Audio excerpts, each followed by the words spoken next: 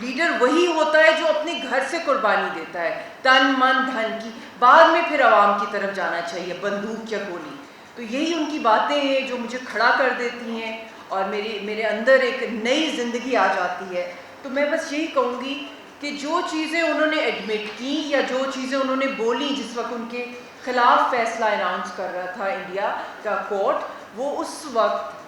Indian media میں بھی آیا کہ انہوں نے کہا کہ میرا صرف ایک کرائم ہے کہ میں ایک پرامن سیاسی تحریک، آزادی کی تحریک کو لیڈ کر رہا ہوں، اور ہندوستان کی سرکار نے یہ ڈیسائیڈ کر لیا ہے کہ مجھے پنش کرنا ہے، چاہے کچھ ہو جائے، چاہے میں کچھ بھی کہہ دوں اپنے حق میں، مگر نہ مجھے بولنے کی اجازت دی جا رہی ہے، نہ مجھے کوئی فنڈامنٹل رائٹس دیے جا رہے ہیں، کیونکہ آپ لائرز ہیں، آپ سب کو پتہ ہے کہ جو بیسک فنڈامنٹل رائٹس ہوتے ہیں جنیوا کنونشنز کے تحت، رائٹس آف پرزنرز، وہ تک نہیں دیے گئے۔ نیلسن منڈیلا رولنگز کی جو بیسک جو رائٹس ہیں جو قیدیوں کے ہیں، کوئی بھی نہیں دیا گیا، نہ ان کی سنوائی ہوئی، نہ ان کو ایکسیس دی گئی کہ وہ ملاقات کر سکیں اپنی فیملی کے ساتھ، اور اس سے بھی بڑھ کے فیملی تو ان کے لیے قربان کرنا کوئی بڑی بات نہیں ہے یاسین صاحب کے لیے، مگر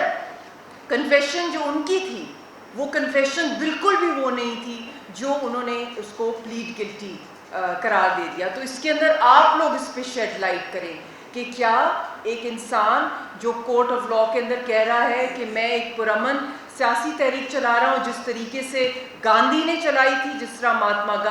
طرح نیلسن منڈیلا کی تحریک تھی، حق خود ارادیت کی تحریک جو انٹرنیشنل لاء کے کہیں بھی وائلیٹ نہیں کرتی، اوور 18 قراردادیں ہیں یونائٹڈ نیشنز کے اندر ہماری، اور میں اپنی وہ اگر یہ کرائم ہے تو یہ کرائم میں بار بار کرتا رہوں گا۔ پھر جج نے کہا کہ یہ آپ کی سزا جو میں کر رہا ہوں اس میں آپ کو کوئی کمپنسیشن چاہیے، تو انہوں نے کہا میں اپنی زندگی کی بھیک نہیں مانگوں گا۔ تو وہ ان کورٹس کو کچھ سمجھتے ہی نہیں ہیں کیونکہ یہاں سے کبھی جسٹس ملا ہی نہیں ہے۔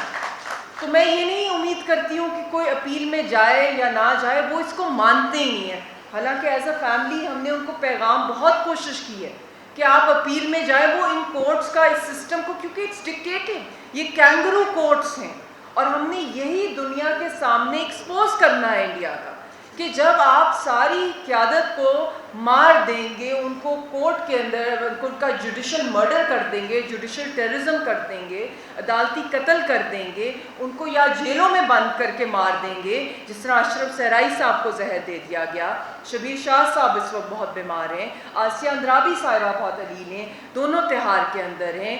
سعید علی گیلانی صاحب کو کی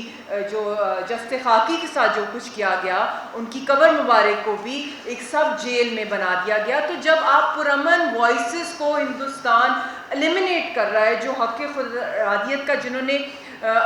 جو لیڈ کر رہے ہیں اس کو، تو پھر اس کا یہی مطلب ہے کہ یہ تو جنگ کی طرف معاملہ جا رہا ہے، کیونکہ سٹیک ہولڈرز وہ لوگ جو اس کی سلوشن کی طرف، ایک پرامن حل کی طرف، کشمیریوں کی آزادی کی طرف جو ریپرزینٹیوز ہیں، جب وہی نہیں ہوں گے زندہ، وہ چیئر ہی خالی ہو جائے گی، تو سلوشن کہاں سے آئے گی؟